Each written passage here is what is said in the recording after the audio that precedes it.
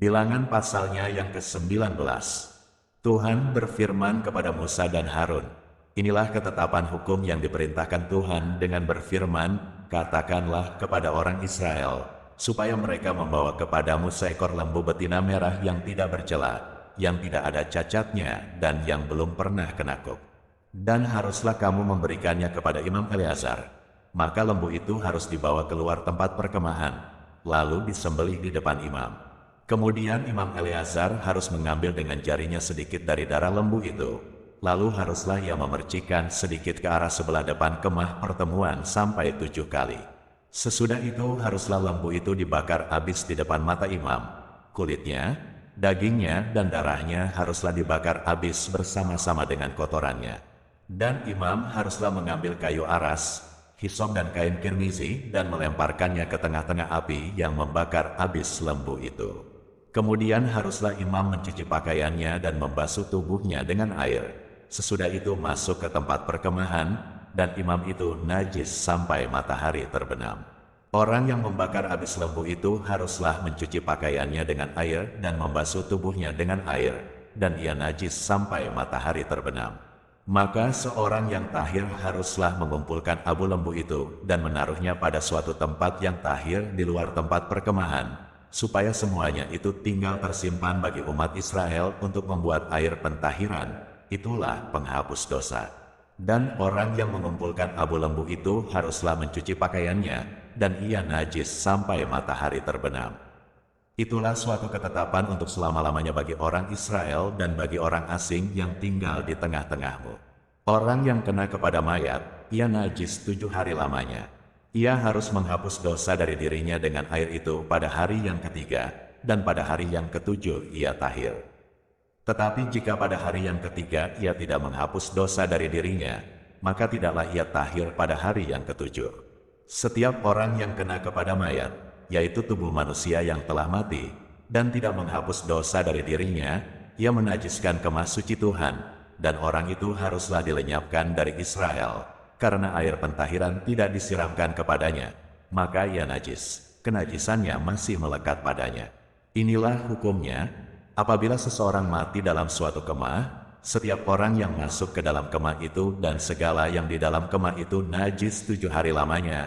Setiap bejana yang terbuka yang tidak ada kain penutup terikat di atasnya adalah najis.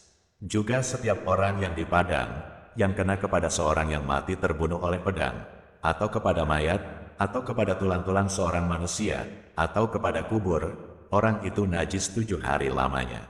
Bagi orang yang najis, haruslah diambil sedikit abu dari korban penghapus dosa yang dibakar habis, lalu di dalam bejana abu itu dibubuhi air mengalir. Kemudian seorang yang tahir haruslah mengambil hisop, mencelupkannya ke dalam air itu dan memercikkannya ke atas kemah dan ke atas segala bejana dan ke atas orang-orang yang ada di sana, dan ke atas orang yang telah kena kepada tulang-tulang, atau kepada orang yang mati terbunuh, atau kepada mayat, atau kepada kubur itu. Orang yang tahir itu haruslah memercik kepada orang yang najis itu pada hari yang ketiga dan pada hari yang ketujuh. Dan pada hari yang ketujuh itu haruslah ia menghapus dosa orang itu. Dan orang yang najis itu haruslah mencuci pakaiannya dan membasuh badannya dengan air. Lalu ia tahir pada waktu matahari terbenam.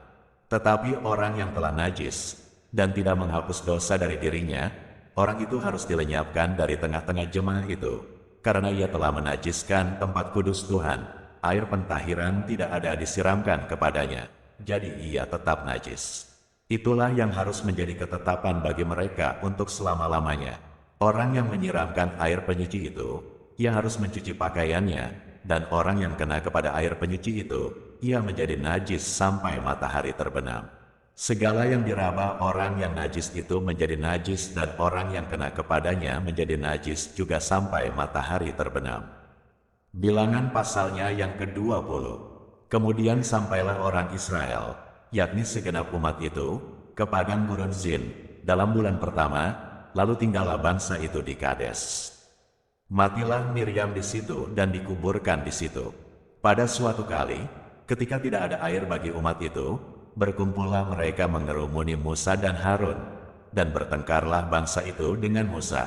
Katanya, sekiranya kami mati binasa pada waktu saudara-saudara kami mati binasa di hadapan Tuhan.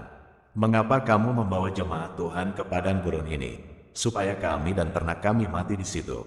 Mengapa kamu memimpin kami keluar dari Mesir, untuk membawa kami ke tempat celaka ini, yang bukan tempat menabur, tanpa pohon ara, anggur dan delima, bahkan air minum pun tidak ada? Maka pergilah Musa dan Harun dari umat itu ke pintu kemah pertemuan, lalu sujud. Kemudian tampaklah kemuliaan Tuhan kepada mereka. Tuhan berfirman kepada Musa, "Ambillah tongkatmu itu dan engkau dan Harun, kakakmu, harus menyuruh umat itu berkumpul. Katakanlah di depan mata mereka kepada bukit batu itu supaya diberi airnya. Demikianlah engkau mengeluarkan air dari bukit batu itu bagi mereka dan memberi minum umat itu serta ternaknya." Lalu Musa mengambil tongkat itu dari hadapan Tuhan, seperti yang diperintahkannya kepadanya.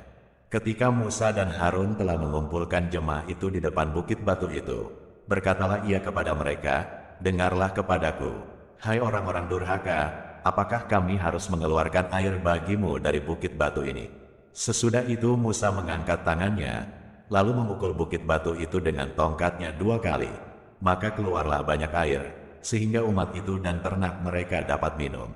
Tetapi Tuhan berfirman kepada Musa dan Harun, "Karena kamu tidak percaya kepadaku dan tidak menghormati kekudusanku di depan mata orang Israel, itulah sebabnya kamu tidak akan membawa jemaah ini masuk ke negeri yang akan kuberikan kepada mereka."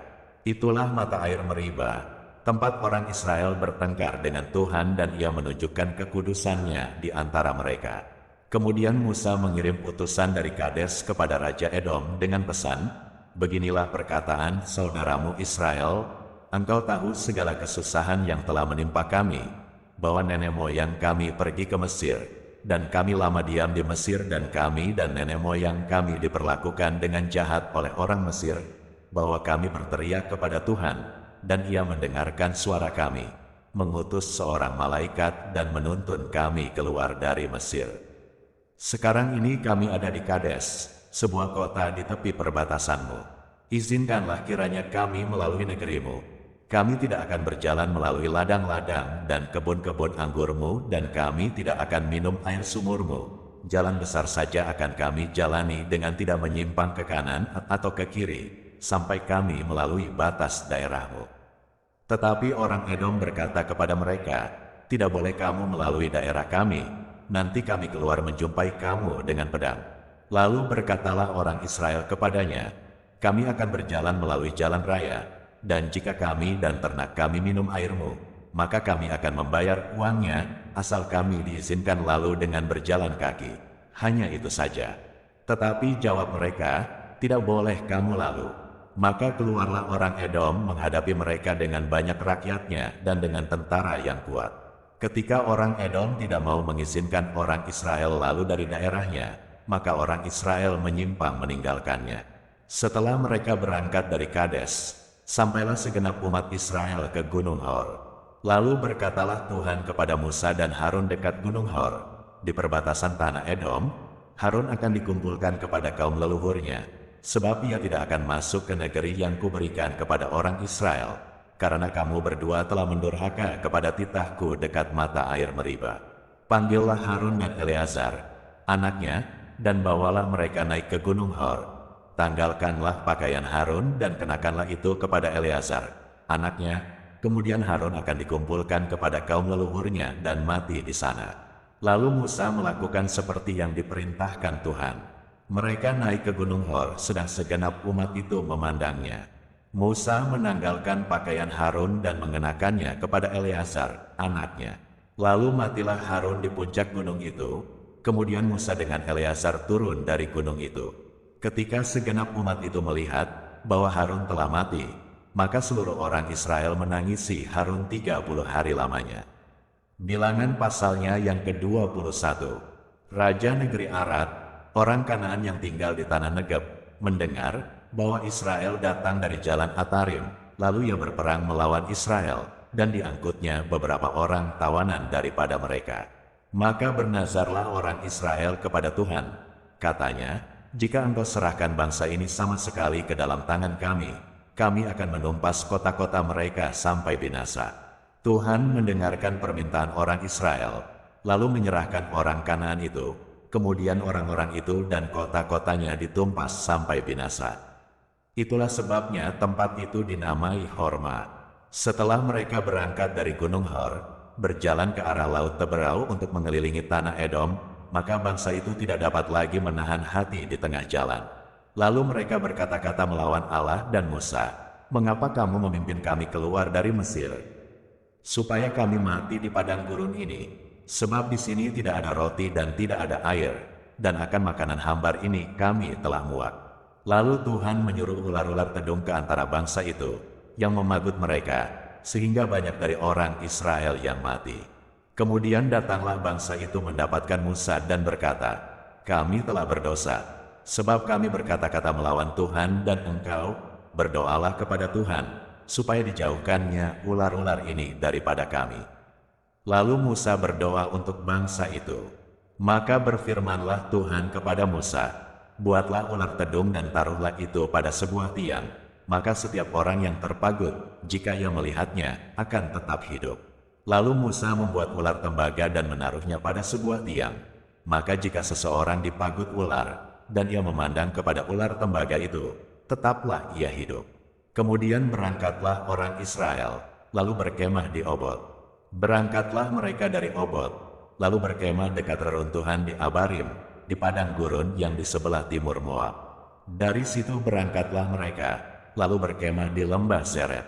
Dari situ berangkatlah mereka, lalu berkemah di seberang sungai Arnon yang di padang gurun dan yang keluar dari daerah orang Amori, sebab sungai Arnon ialah batas Moab, di antara orang Moab dan orang Amori. Itulah sebabnya dikatakan dalam kitab peperangan Tuhan, "Waheb di Sufa dan lembah-lembah ke sungai Arnon, dan lereng lembah-lembah, lereng itu terbentang ke tempat di mana terletak kota Ar, dan bersandar pada batas daerah Moab. Dari sana mereka ke Bir. Inilah sumur di mana Tuhan berfirman kepada Musa, 'Kumpulkanlah bangsa itu, maka aku akan memberikan air kepada mereka.' Pada waktu itu orang Israel menyanyikan nyanyian ini, 'Berbual-buallah, hai sumur. Mari kita bernyanyi-nyanyi berbalas-balasan karena sumur yang digali oleh raja-raja, yang dikorek oleh kaum bangsawan di antara bangsa itu dengan tongkat-tongkat kerajaan, dengan tongkat-tongkat mereka. Dan dari padang gurun mereka ke Matana, dari Matana ke Nahalil, dari Nahalil ke Bamot. Dari Bamot ke lembah yang di daerah Moab, dekat puncak gunung Pisga yang menghadap padang belantara. Kemudian orang Israel mengirim utusan kepada Sihon, raja orang Amori, dengan pesan, 'Izinkanlah kami melalui negerimu, kami tidak akan menyimpang masuk ke ladang-ladang dan kebun-kebun anggurmu, kami tidak akan minum air sumurmu, di jalan besar saja kami akan berjalan, sampai kami melalui batas daerahmu.' Tetapi Sihon tidak mengizinkan orang Israel berjalan melalui daerahnya. Bahkan ia mengumpulkan seluruh laskarnya, lalu keluar ke padang gurun menghadapi orang Israel. Dan sesampainya di Yahas berperanglah ia melawan orang Israel. Tetapi orang Israel mengalahkan dia dengan mata pedang dan menduduki negerinya dari sungai Arnon sampai ke sungai Yabok, sampai kepada Bani Amon, sebab batas daerah Bani Amon itu kuat. Dan orang Israel merebut segala kota itu. Lalu menetaplah mereka di segala kota orang Amori, di Heshbon dan segala anak kotanya. Sebab Heshbon ialah kota kediaman Sihon, raja orang Amori. Raja ini tadinya berperang melawan raja Moab yang lalu, dan merebut dari tangannya seluruh negerinya sampai ke sungai Arnon. Itulah sebabnya penyair-penyair berkata, 'Datanglah ke Heshbon, baiklah dibangun dan baiklah diperkuat kota kediaman Sihon itu. Sebab api keluar dari Heshbon, nyala dari kota kediaman Sihon, yang memakan habis Moab, yang berkuasa atas bukit-bukit di sepanjang sungai Arnon. Celakalah engkau, ya Moab, binasa engkau, ya bangsa Kamos.' Ia membuat anak-anaknya lelaki menjadi orang-orang pelarian, dan anak-anaknya perempuan menjadi tawanan kepada Sihon, raja orang Amori. Kita telah menembaki mereka. Heshbon binasa sampai ke Dibon, dan kita menanduskannya sampai ke Nova, yang terbentang sampai ke Medeba. Demikianlah orang Israel diam di negeri orang Amori. Setelah Musa menyuruh orang mengintai kota Yaezer, Mereka merebut segala anak kota Yaezer dan menghalau orang-orang Amori yang ada di situ. Kemudian berpalinglah mereka dan maju ke arah Basan.